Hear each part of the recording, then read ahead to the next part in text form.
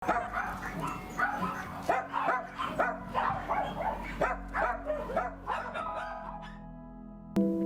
years, dog breeders in India have been working outside the law. They have adopted incorrect breeding practices such as inbreeding and have more often than not prioritized profits over the welfare of dogs. It is heartbreaking to see the conditions in which dogs are kept with the intention of breeding alone. They are forcibly mated every 6 months, poorly fed, and not treated for any ailments. Breeders do not see them as pets, but as workers who are kept tied when not being bred. We don't support the industry and the inhuman practices they follow. There are several adoption centers that have rescued pedigree dogs looking for homes, and I would strongly recommend that you visit one close to you rather than approaching a breeder. Local breeders will show new customers cute-looking puppies and lie about the dog's parents. And when inexperienced dog owners see the puppies and play with them, it is hard to leave without buying one. But I implore you, avoid contacting a breeder. They don't care about the dogs. They view this purely as a business, and all their decisions revolve around making more money and not around the welfare of dogs. They also abandon any dog that is no longer capable of producing puppies, and older infertile dogs are sometimes even killed. Just think about that for a second. A master that will kill you for not contributing. There is, however, another solution.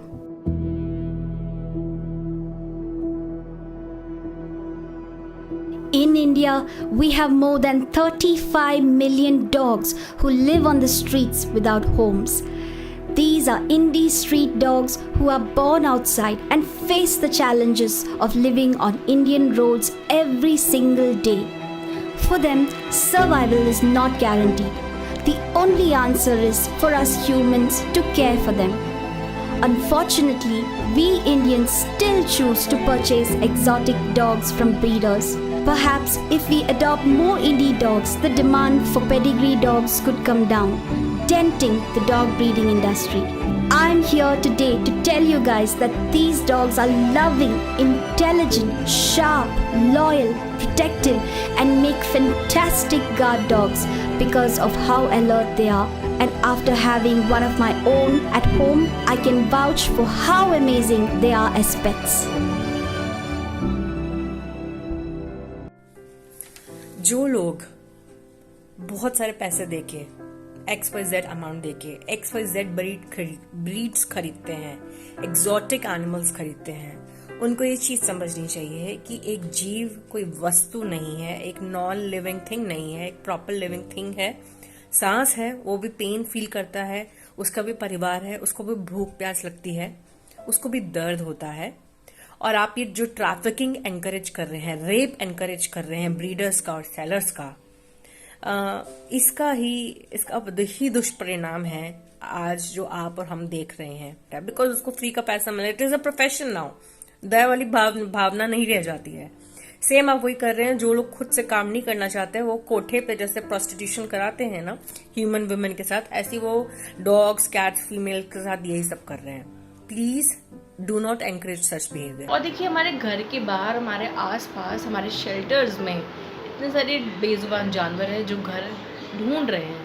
तो breeder से जाके, breeder जो एक dog है उसका rape करा के उसके बच्चे क्यों खरीदने, और फिर उस माँ का रेप करके उससे 4 साल 5 साल खूब सारे बच्चे लेने के बाद उस माँ को भी फेंक दिया जाता है। एज अ वुमन आपको कैसा लगेगा अगर आपके साथ ऐसा हो कि आपके साथ जबरदस्ती रेप किया जा रहा है, आपको प्रेग्नेंट किया जा रहा है, फिर आपसे बच्चे और उन बच्चों को बेचा जा रहा है, और फिर ये प्रोसेस रिपीट हो रहा है। तो I fail to understand how you go to a breeder and you buy और यू से कि XYZ ब्रीड दे दो। अरे भाई, वो लिविंग थिंग है, कोई साबुन तेल शैम्पू थोड़ी है जब जाके खरीद रहे हो कि ये XYZ दे दो। And you should love animals, you should love dogs, you should love cats, you should not love the breeds. और अगर आपको ब्रीड इतनी पसंद है तो रेस्क्यू कीजिए, आप अडॉप्ट कीजिए, सीनियर डॉग्स अडॉप्ट कीजिए जो जेनेटिक है, जो बेड रिडन है, जिनको सच में ज़रूरत है घर की, उनको फॉस्टर कीजिए, उनको अडॉप्ट कीजिए। Do the right thing. Go against the tide. Adopt, don't shop.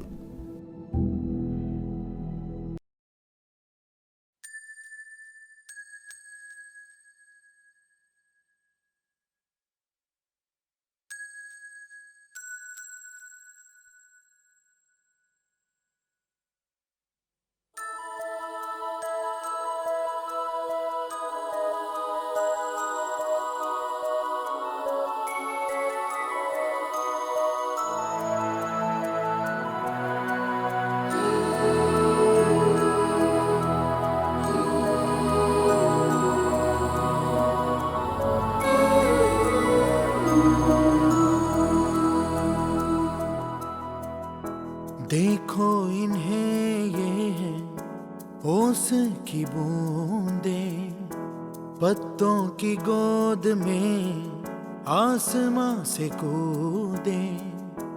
अंगड़ाई ले फिर करवट बदल कर, नाजुक से मोती हंस दे फिसल कर।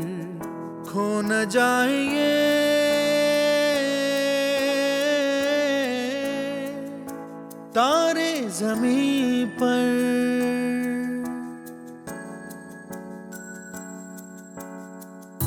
ये तो है सर्दी में धूप की किरणें, उतरे जो आंगन को सुनहरा सा करने। मन के अंधेरों को रोशन सा कर दे, ठिठुरती हथेली की रंगत बदल दे। खो न जाए ये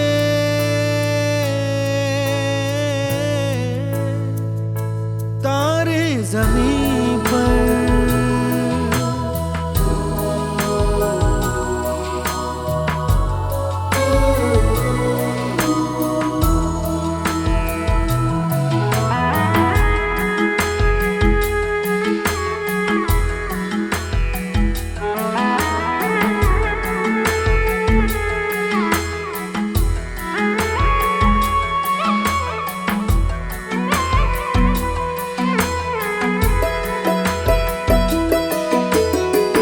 जैसे आँखों की डिबिया में निंदिया, और निंदिया में मीठा सा सपना, और सपने में मिल जाए फरिश्ता सा कोई। जैसे रंगों भरी पिचकारी, जैसे तितलियां फूलों की क्यारी, जैसे बिना मतलब का प्यारा रिश्ता हो कोई। ये तो आशा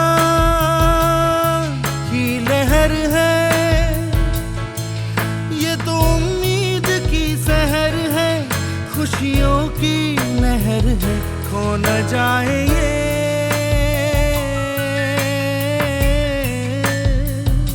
तारे ज़मीं पर।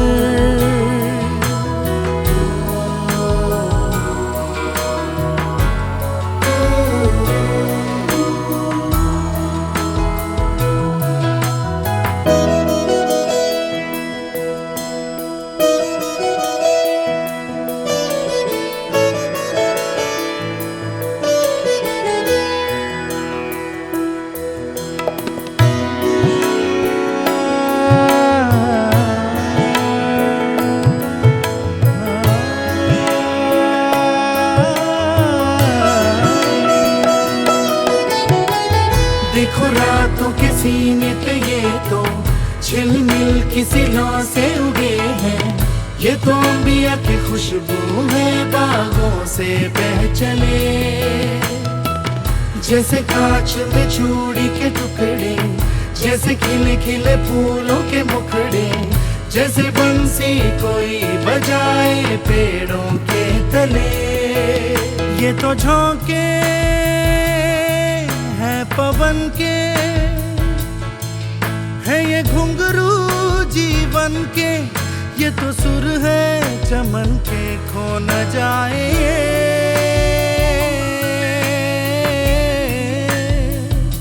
तारे ज़मीं पर।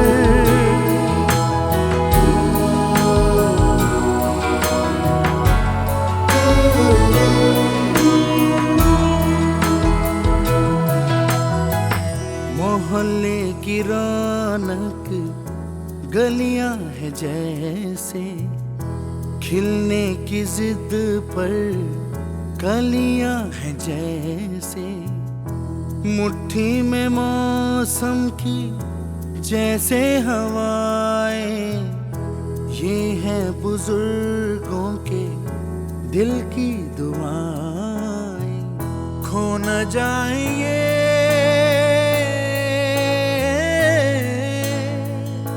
तारे ज़मीं पर।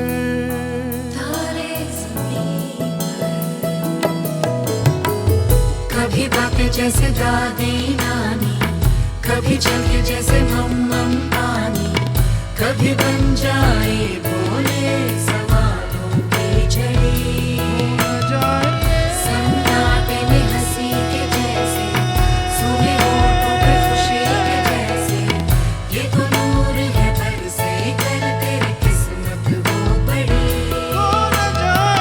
जैसे झील में लहराए चंदा, जैसे भीड़ में अपने कदम, जैसे मन मुझे अचानक कुछ करे।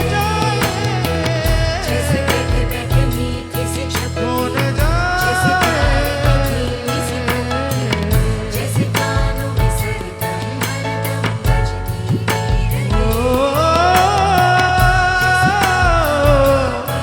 खो न जाए, खो न जाए, खो न जाए,